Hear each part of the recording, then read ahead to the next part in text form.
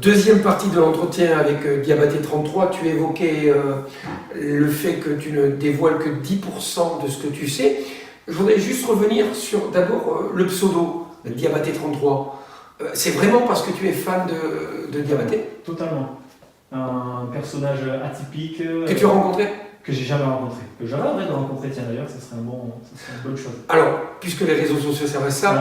J'avais le téléphone de Cheikh Diabaté il y a encore quelques mois, depuis qu'il est parti en dehors de l'Europe jouer au foot.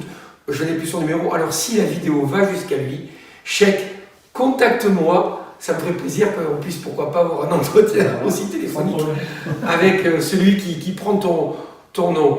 Je le remercie, c'est l'occasion pour moi de le remercier parce que on avait vraiment sympathie, c'est vraiment quelqu'un d'adorable. Et je lui avais dit, écoute, sur un but, viens m'embrasser, quoi. Le match d'après, il marque et il vient jusqu'au banc de touche, là où je suis moi placé, pour m'embrasser. J'ai trouvé ça juste génial, quoi, qu'il ait joué le jeu. Donc je comprends que tu puisses apprécier ce bonhomme. Donc Diabaté33, ça explique. Pour autant, tu as 2 comptes aujourd'hui. Pourquoi 2 comptes? Alors, au départ, j'ai commencé donc avec Diabaté33. Maintenant, je trouvais et je pensais que faire un compte un peu plus professionnel pour envoyer des informations qui soient directement sur un compte où je ne parle que des informations des Girondins et sur Diabaté33 où je peux communiquer, discuter avec mes followers et pouvoir échanger tout simplement. Donc voilà, je trouvais que avoir 2 comptes était quand même très adapté pour ce que je faisais. Tout simplement. On évoquait donc les 10%. Oui. Pourquoi 10% alors? Pourquoi 10%?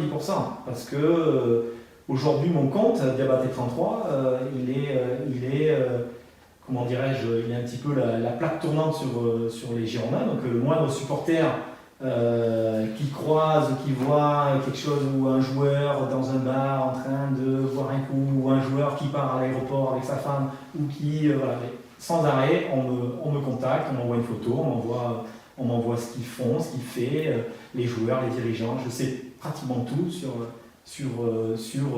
l'actualité des joueurs au fil du temps. Donc c'est pour ça que je dis, quand un joueur est en boîte la veille d'un match à 2h du matin en train de boire 2 bouteilles d'alcool et j'ai la photo dans mon téléphone, c'est sûr que si je la tweete, je ne suis pas sûr que certains supporters apprécieraient et je ne suis pas sûr que les dirigeants eux-mêmes apprécient ce genre de pratique. Donc voilà, pour le bien des Girondins, parce que c'est le club que je supporte, c'est le club que j'aime, donc je ne suis absolument pas là pour faire du mal à mon club, donc je trouve que c'est le genre d'information qui ne devrait jamais sortir. Voilà. Donc tant que c'est moi qui détiens cette information, on va dire qu'elle est bien gardée.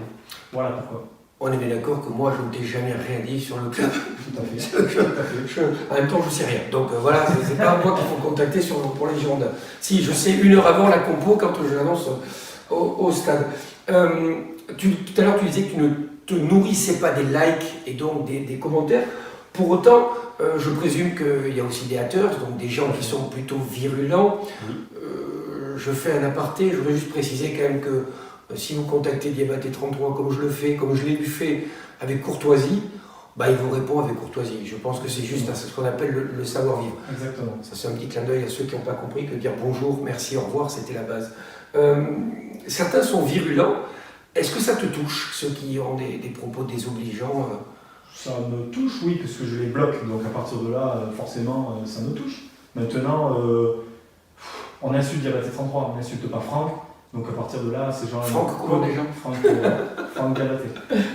Ces gens-là ne me connaissent pas dans la vie de tous les jours, dans la vie privée, donc ça ne me touche pas. Ça serait des amis ou des gens que je côtoie qui m'insulteraient ou qui me parleraient ou qui me diraient « Bon, Franck, là, tu vas trop loin ».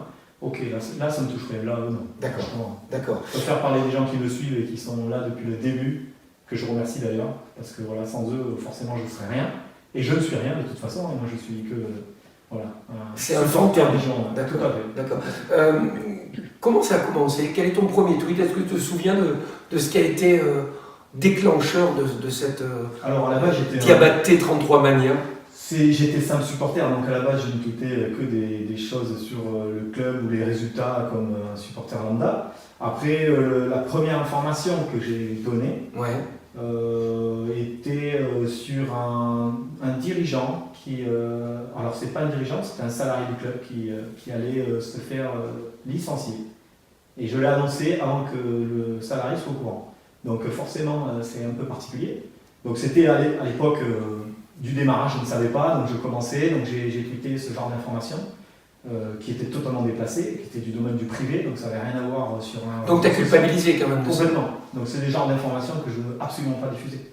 Ça, voilà, ça n'avance à rien, ça gêne le club, ça gêne les supporters. Ça a traumatisé la personne qui était concernée. La personne concernée, je pense que forcément, elle n'a pas dû apprécier du tout. Parce que c'était vrai. C'était vrai, oui, tout à fait. Donc c'était une information que j'avais. Donc voilà, là par exemple, c'était dans l'objectif de se faire connaître, donc pour le buzz, oui, complètement. D'accord. Et voilà, et donc ça apporte rien du tout parce qu'au final, je pense que ça a fait plus de mal que de bien. Donc j'ai bien compris que le buzz, bon, voilà. Il était malsain. Dans ce cas-là, il était malsain. D'accord. C'est absolument pas ce que je voulais faire. Est-ce que tu peux me citer 2-3 personnes les plus connues qui te suivent sur Twitter? Alors c'est rigolo.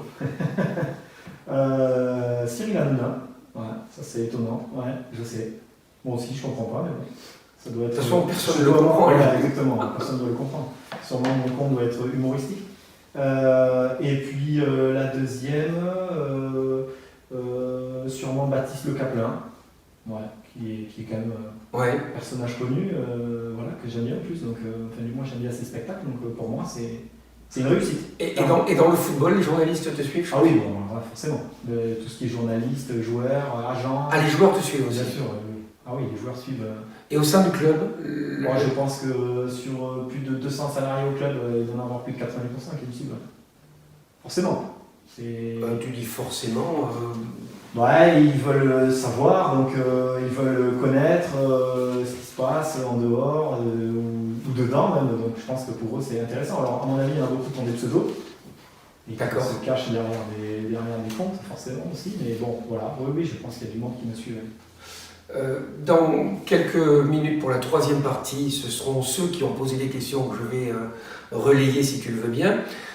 Il m'en reste encore quelques-unes qui nourrissent ma curiosité. Aujourd'hui, toi en tant que supporter des Girondins, juste une question qui est vraiment que footballistique. Tu préférerais qu'on soit champion d'Europe, mais la même année on perd à domicile contre Marseille? Champion d'Europe 100 fois. Ah oui, bon, même si, bien entendu, notre ami Joël, Marseillais, que j'adore, et que je tweete d'ailleurs ardemment contre eux au fil du temps. Mais, tu es connu des autres clubs aussi? Ah oui, les supporters adverses, ils aiment bien la veille de match, bah oui, forcément un petit peu taquiner, ce qui est logique. Ce qui arrive aussi, d'accord. Voilà, je le fais aussi, hein. J'ai eu ma période aussi où j'aimais bien taquiner, mais d'ailleurs je trouve ça rigolo et je trouve que ça fait partie aussi du paysage footballistique. On est là aussi pour les rivalités et autres, alors même si après il faut que ça reste bien entendu dans le domaine virtuel ou même dans le domaine de l'humoristique, on va dire. Donc oui. Tu fais des déplacements? Oui, j'en ai fait. D'accord. En championnat et en Coupe d'Europe J'ai fait, oui, championnat, Coupe d'Europe. Ouais. Coupe d'Europe un peu moins, mais championnat beaucoup. Quand tu vas au stade, tu as une tenue propre à un supporter ou tu es neutre? Supporter lambda. D'accord. Comme tout un chacun, bien entendu. J'ai pas de tenue particulière. Est-ce que quand je dis le but, tu répètes le nom du buteur? Oui. Bon, ça va. Il me reste une question avant de faire un nouveau break dans cette deuxième session. Qu'est-ce qui te ferait arrêter de tweeter? Si je me rends compte que je fais plus de mal que de bien au club, ouais, j'arrêterai, ouais, je pense. En quoi tu fais du bien au club en tweetant? Je pense que je fais vivre la passion aux supporters au fil du temps. C'est-à-dire que le club a ses limites, les journalistes ont leurs limites, puisque bon, c'est vrai qu'au quotidien, il y a un certain nombre d'articles qui sortent. Je sais que Bordeaux a toujours été quand même plus ou moins maltraité dans les journaux. C'est d'ailleurs pour ça que je me suis lancé, hein. C'est que c'était une des premières choses pour lesquelles je me suis lancé, c'est que j'avais le paysage médiatique a toujours eu une dent contre Bordeaux, ça je l'ai toujours remarqué. Alors peut-être c'est moi qui fabule, mais je ne pense pas que je suis le seul à penser cela. Donc je me suis dit qu'à un moment donné, ce serait bien de remettre ce grand club au milieu de ce paysage. Et donc je profite un peu de ma notoriété, entre guillemets, bien entendu, qui est escalée. Hein. Je ne suis pas en train de dire que je suis connu. Tu es lucide sur ce que tu es. Bien entendu, je suis rien par rapport à un grand média ou autre. Mais je sais que les gens qui me suivent, voilà, je le fais vivre au quotidien. C'est pour ça que tous les matins, je poste un petit truc sur le bonjour à tous ceux qui, voilà, Voilà. Donc pour faire vivre un petit peu notre passion au fil du temps, au fil de la semaine, jusqu'au match, quand le match arrive, le match se passe, on discute, on fait des sondages, on fait vivre notre passion au quotidien. Voilà pourquoi je le fais. Et je trouve que c'est intéressant et je pense que les gens le suivent pour ça aussi. Pas que pour les infos, à mon avis. Voilà. Diabaté 33, sans filtre, il ne nous a pas donné son nom, il ne nous a pas donné son métier. Peut-être donnera-t-il dans quelques instants des informations pour se dire que finalement c'est une bonne chose qu'il soit face à moi aujourd'hui. On se retrouve dans quelques instants pour la troisième partie.